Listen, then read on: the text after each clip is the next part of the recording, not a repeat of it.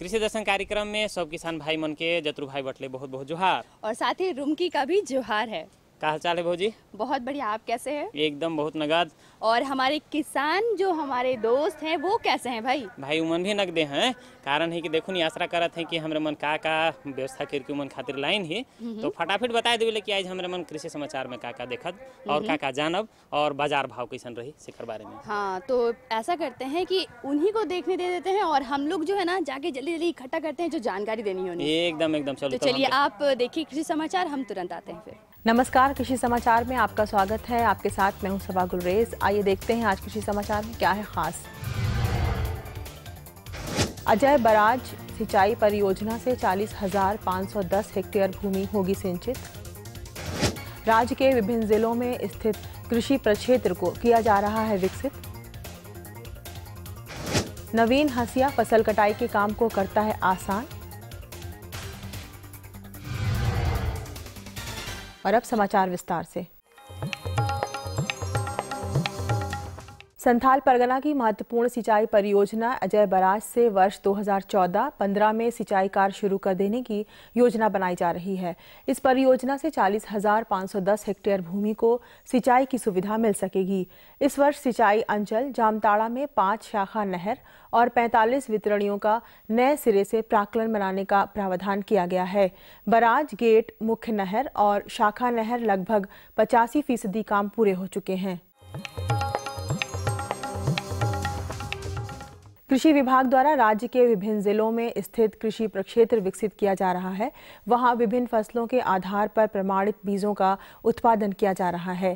पहली किस्त जारी कर दी गई है। वहां होने वाले सिविल काम को झारखंड राज्य कृषि विपणन के अधियंत्रण कोषांग से कराने का निर्देश दिया गया है। जो किसान अपने खेतों की मिट्टी का स्वास्थ्य और उसमें मौजूदा पोषक तत्वों की मात्रा की जानकारी चाहते हैं तो वो बिरसा कृषि विश्वविद्यालय के मृदा विज्ञान और कृषि रसायन विभाग में मिट्टी की जांच करा सकते हैं। राज्य के किसान अगर अपने खेतों की मिट्टी की जांच कराना चाहते हैं तो राज्य सरकार के मृदा जांच केंद्र के अलावे बिरसा कृषि विश्वविद्यालय से भी संपर्क कर सकते हैं। खाद डालने से पहले हम उसकी स्थिति को जानें कि आपके मिट्टी में क्या क्या पोषक तत्व पहले से उपलब्ध हैं और क्या क्या और डालने की आवश्यकता है। अगर आप धान की खेती करने जा रहे हैं, सब्जी की खेती करने जा रहे हैं और आपको ये पता नहीं है कि आपके मिट्टी में नाइट्रोजन कितना है, फास्फोरस कितना है, पोटास कितना है, तो आपका उसमें पोषक तत्व का प्रयोग करना हो सकता है पैसे की बर्बादी हो, या हो सकता है जितना आप डाल रहे हो वो उतना पर्याप्त न हो। इसलिए मिट्टी की जांच बहुत ही आवश्यक है किसी भी खेती को करने से पहले, चाहे वो आप खरीफ की खेती करें, चाहे वो रबी की करें, चाहे वो सब्जी हो। आपको ये पता होना चाहिए कि आपके मिट्टी में मुख्य पोषक तत्व जो है नाइट्रोजन, फास्फोरस और पोटास वो किस मात्रा में उपलब्ध हैं। अगर आपके खेत में पहले से नाइट्रोजन उपलब्ध है, फास्फोरस उपलब्ध है, पोटास उपलब्ध है, तो फिर आपको उसमें डालने की ज़रूरत नहीं है।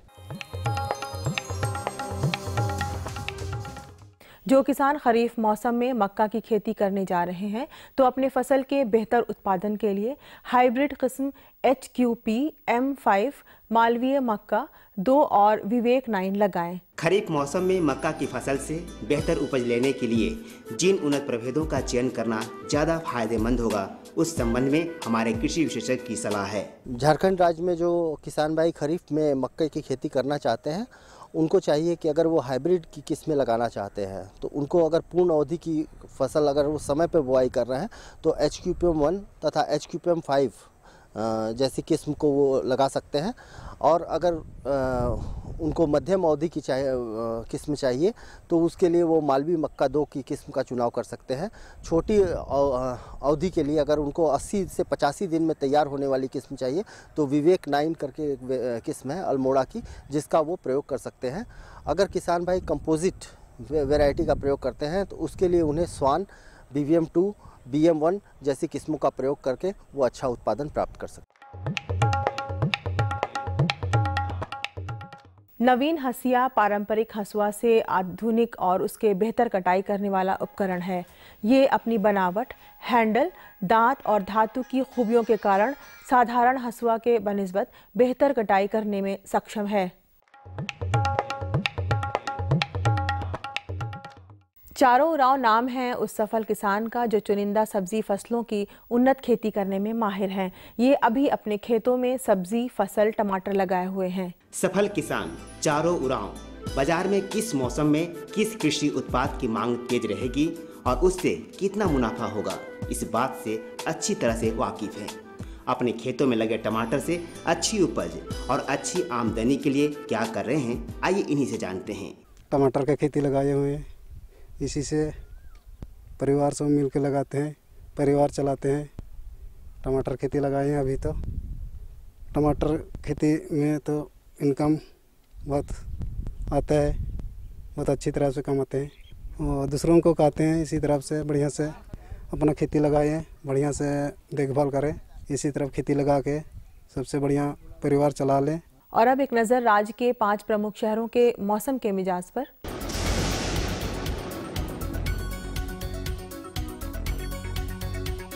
आज राज्य के 5 प्रमुख नगरों के अधिकतम और न्यूनतम तापमान कुछ इस तरह दर्ज किए गए।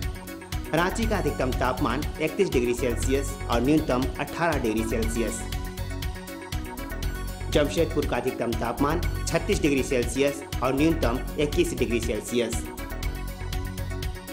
मेदिनीनगर का अधिकतम तापमान 37 डिग्री सेल्सियस और न्यूनतम 19 डिग्री सेल्सियस।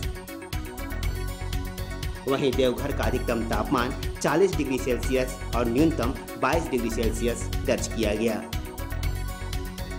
धनबाद का अधिकतम तापमान 40 डिग्री सेल्सियस और न्यूनतम 22 डिग्री सेल्सियस।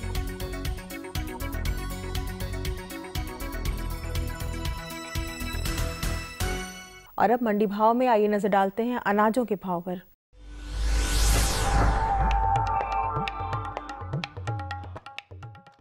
आज कृषि उत्पाद बाजार समिति पंडा रांची में विभिन्न खाद्यान्नों के थोक भाव कुछ इस प्रकार दर्ज किए गए।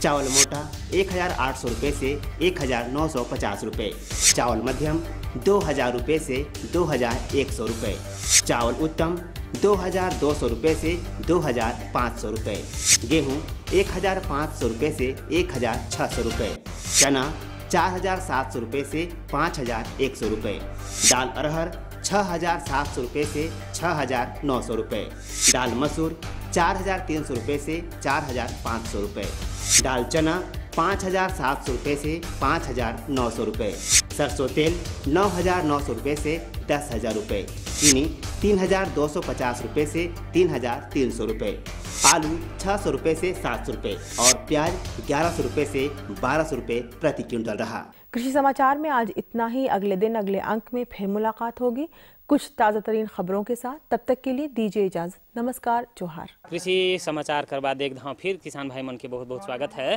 बिल्कुल, और अभी आपने बहुत सारी जानकारियां इकट्ठा देख लिया, जान लिया, समझ लिया और साथ ही मौसम के मिजाज के बारे में भी जान लिया। अब अगर बाजार भाव के बारे में भी बिल्कुल और मौसम के साथ साथ ये भी जान गए कि धूप बहुत ज्यादा तेज है, तो छाता लेके जरूर निकले। एकदम भाई, बढ़ाने का जरूरत एकदम बढ़िया बात के बता ली। और देखो फटाफट हमारे मन का करेला एक विराम ले लेविला। हमारे मन के भी तो आराम बिल्कुल।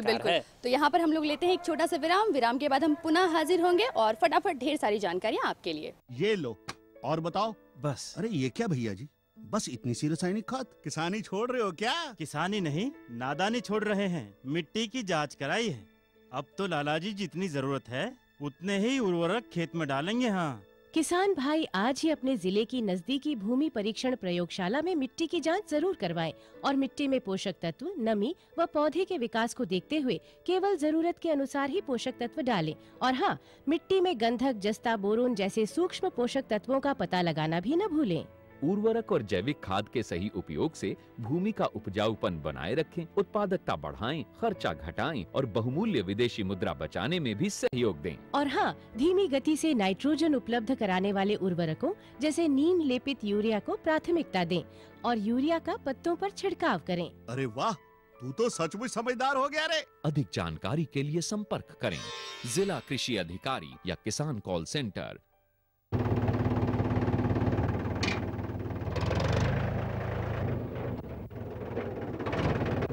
अरे हरकू वाह, बीज, कीटनाशक और आज खाद भी। अरे इतना खर्चा कहाँ से? अरे खर्च की चिंता किसे है, मेरे पास है ये किसान क्रेडिट कार्ड। कार्ड? अरे बैंकों द्वारा जारी इस कार्ड से किसान उसकी सीमा तक की रकम कभी भी बैंक से निकलवा सकता है और खेती बाड़ी की सामग्री कभी भी खरीद सकता है। कर्ज के झंझट से भी छुटकारा और तो और बिजली के बिलों का भुगतान, डीजल इससे खरीदना और आसान हो गया है। तो हर को भैया एक कार्ड मेरे लिए भी। किसान क्रेडिट कार्ड के लिए नजदीकी बैंक से संपर्क करें और पाएं ढेर सारे लाभ।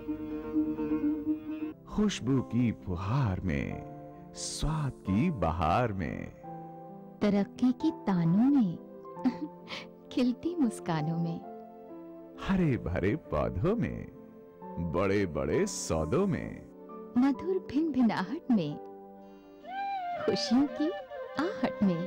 NHM बागवानी मिशन,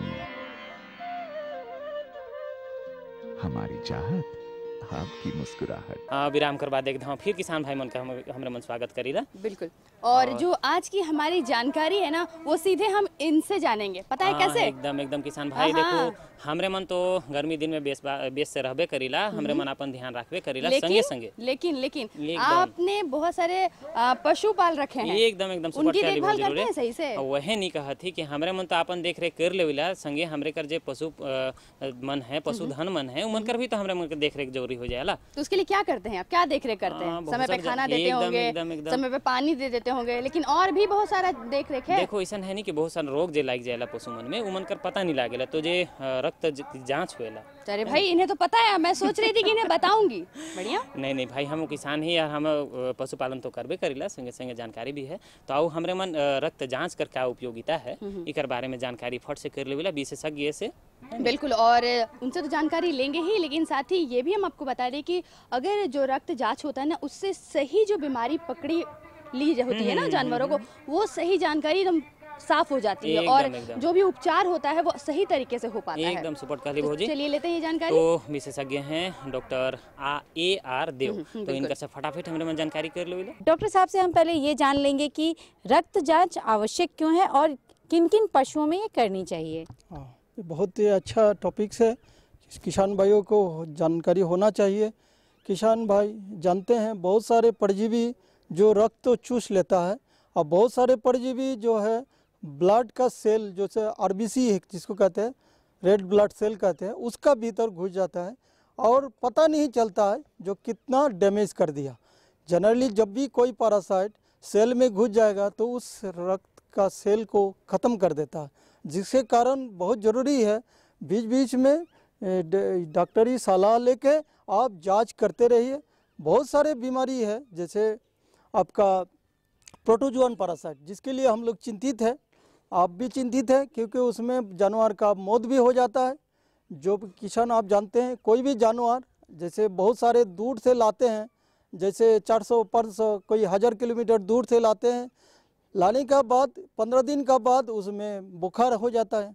तब आप सोचिए कुछ ना कुछ उसमें परजीवी आ चुका है, जो कि जो जर्नी में जो इतना लंबा सफ़र तय किया उसमें शरीर का क्षमता जो है, जो कि शरीर का जो ताकत है कमज़ोर हो जाता है, और वो कीड़ा जो परजीवी है वो बढ़ जाता है, खून में वो वृद्धि हो जाता है, जिसके कारण पशु खाना छोड़ देते हैं, है ना, चुपचाप बैठे रहते हैं, पगर कम करने लगते हैं। इसका बाद देखिए आप तुरंत विदाउट एनी हेजिटेशन आपको तुरंत ब्लड का स्लाइड मिलता है। आप आसपास का कोई अगर कंपाउंडर भी है उसका यहाँ से 2 स्लाइड लीजिए और खून का वेन से थोड़ा सा स्लाइड बनाइए, जिसको कहते हैं thin film and thick film. Thin का उसमें पैरासाइट बहुत अच्छा से नज़र आ जाता है, थिक फिल्म इसीलिए है जो कि अगर वो पैरासाइट कम है तो दिखने लगेगा, तो इसीलिए 2 स्लाइड हम लोग कहते हैं। ये कांच का ग्लास छोटा छोटा स्लाइड रहते हैं, आप आसपास किसी कंपाउंडर से चाहे दवाई का दुकान से स्लाइड लीजिए और वेन से 1 बूंद स्लाइड लेके एक पतला स्लाइड बनाइए, एक मोटा स्लाइड बनाइए। तो यही सलाह है जो कि आप तुरंत उसको डॉक्टर का पास ले जाइए और खून का जांच कराइए। तो डॉक्टर साहब आप हमें ये बता दें कि किस समय में ज़्यादा से ज़्यादा आवश्यकता पड़ती है। किसान भाइयों, आप तो स्लाइड बनाएंगे पतला और मोटा, लेकिन इसका जांच के लिए डॉक्टर का सलाह एवं डॉक्टर से ही करना पड़ेगा, कंपाउंडर से नहीं हो पाएगा, इसलिए कि ये बहुत ही टेक्निकल चीज़ है। पैरासाइट का जो चेहरा है, जो कि साइज है, एक डॉक्टर ही बता सकते हैं जो कि इसमें है कि नहीं है। अगर है तो कितना मात्रा में है और दवाई कौन सा दवाई पड़ेगा। तो इसीलिए किसान भाई आप पतला जो स्लाइड कहते हैं, थिन फिल्म कहते हैं, वो बना सकते हैं। अगर आपको एक बार आपको जानकारी दे दे कोई, आप बना सकते हैं। लेकिन उसका जो नेक्स्ट प्रोसेस है रंग करना, इसका बाद नेक्स्ट प्रोसेस है जांच करना, ये तो डॉक्टर ही कर सकता है, बहुत स्पेशलाइज्ड पर्सन है। उसके लिए जो भी ब्लॉक लेवल पर आपका जो भी डॉक्टर है, बहुत ही जानकार है, वो आपका कर देंगे। तो बहुत ज़्यादा उसमें भी डॉक्टर का खर्चा नहीं है। आप टाइम टू टाइम डॉक्टर का पास जाइए और कहिए ब्लड का जांच कर दीजिए, गोबर का जांच कर दीजिए, उससे आपका पशु हमेशा स्वस्थ रहेगा। आप जैसे ही जानकारी आपका हो जाएगा, जो कि ट्रिप्स हो गया, थैलेरिया हो गया, एनाप्लाज्मा हो गया, बेबिसियोसिस हो गया, तो सबका दवाई अलग अलग है। आपको अलग अलग दवाई डॉक्टर ही लिख सकता है। इसीलिए किसान भाई, आप जब भी आपको लगे हाँ खून जांच करना बहुत ज़रूरी है, अब तुरंत ब्लड स्लाइड लीजिए और खून का फिल्म बनाइए और डॉक्टर का पास भेज दीजिए। और रेफरेंस जो भी आपका आसपास ब्लॉक लेवल है, डिस्ट्रिक्ट लेवल है, वहाँ पर स्लाइड भेज दीजिए और डॉक्टर जांच करके आपको सही उपचार जो होगा, सही दवाई होगा, वो लिखेंगे। इसीलिए किसान भाई, आजकल का जैसे गर्मी आया, इसका बाद जैसे ही वर्षा शुरू हो जाएगा, आपका सोचिए बीमारी ही बीमारी है। ब्लड प्रोटोजोन पैरासाइट्स कहते हैं, खून में बहुत सारे प्रोटोजो आ जाएगा, क्योंकि उस टाइम में बहुत सारे फ्लाइज, बहुत सारे मस्कीटोज, हाँ बहुत सारे बढ़ जाता है और उसका द्वारा आपका फैलता है। खास करके बहुत सारे फ्लाइज जिसको कहते हैं, मक्खी कहते हैं, बहुत सारे मस्कीटोज है जो कि फैलाता है। आपको जांची से पता लगेगा कौन सा बीमारी है और क्या दवाई सही दवाई है। तो डॉक्टर साहब, आप हमें ये बताएं कि कैसे वो पहचानेंगे। देखिए, पहचानेंगे, एक तो जैसे ही जानवर खाना नहीं खा रहा है, पागुर नहीं कर रहा है, टेम्परेचर हो गया। अब देखिए, टेम्परेचर हमेशा एक नॉर्मल टेम्परेचर था, अगर इससे 1 डिग्री 2 डिग्री ऊपर हो गया, अब सोचिए उसमें कुछ ना कुछ गड़बड़ी हो गया। बहुत दिन तक आप बहुत सारे इलाज भी कर लेते हैं, बहुत सारे बिना बताए हुए डॉक्टर का आप कर लेते हैं, इसका बाद भी आपका बुखार उतर नहीं रहा है, तो आप ज़रूर सोचिए कुछ ना कुछ प्रोटोजोन पैरासाइट ब्लड का कीड़ा है। तो इसीलिए आपको इस कीड़ा का पता लगाने के लिए खून का जांच अति आवश्यक है। जी, तो डॉक्टर साहब ने काफ़ी बेहतरीन जानकारियाँ दी रक्त जांच के संबंध में। तो आशा करती हूँ कि किसान भाई जो है वो रक्त जांच को भी वरीयता देंगे।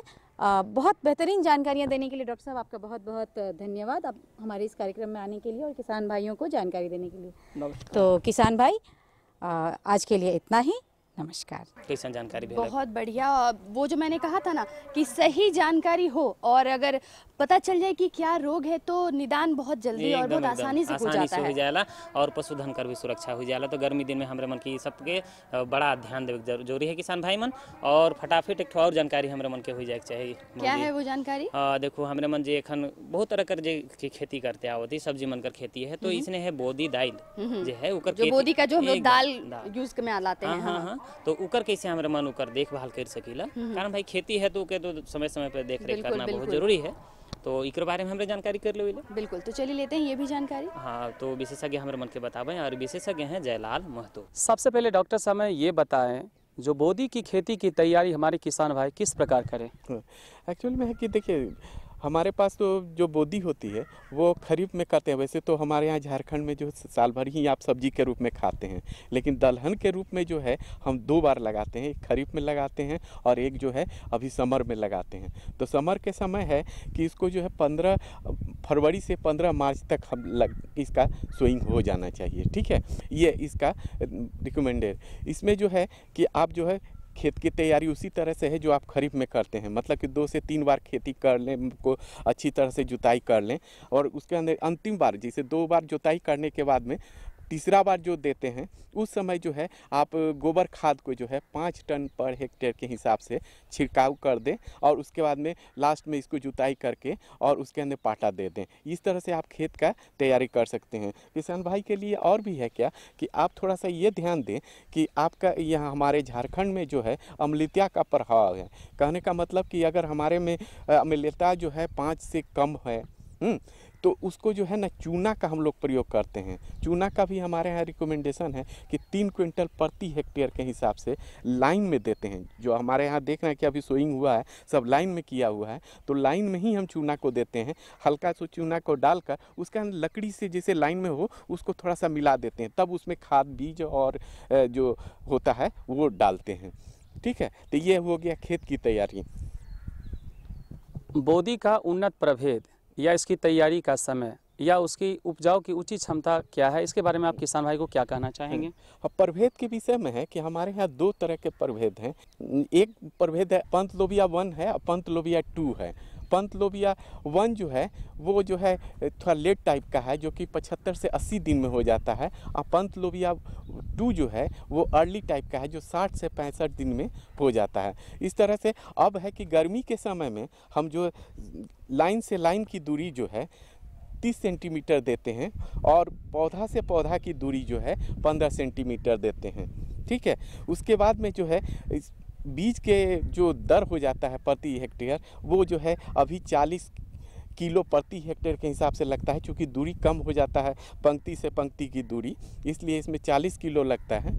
उपज क्षमता के जहाँ तक बात है कि जो पंत लोबिया 1 है उसका उपज जो है करीब करीब 12 से 15 हो जाता है। ठीक है, क्विंटल प्रति हेक्टेयर के हिसाब से, जबकि आपका पंत लोबिया 2 जो है वो थोड़ा कम होता है, तो 10 से 12 क्विंटल प्रति हेक्टेयर के हिसाब से हो जाता है। बोदी की बुआई की उचित समय क्या है और हमारे किसान जो हैं वो किस प्रकार बोदी की तैयारी और खेती उचित समय पर करें, इसके बारे में किसान भाई क्या कहना चाहेंगे?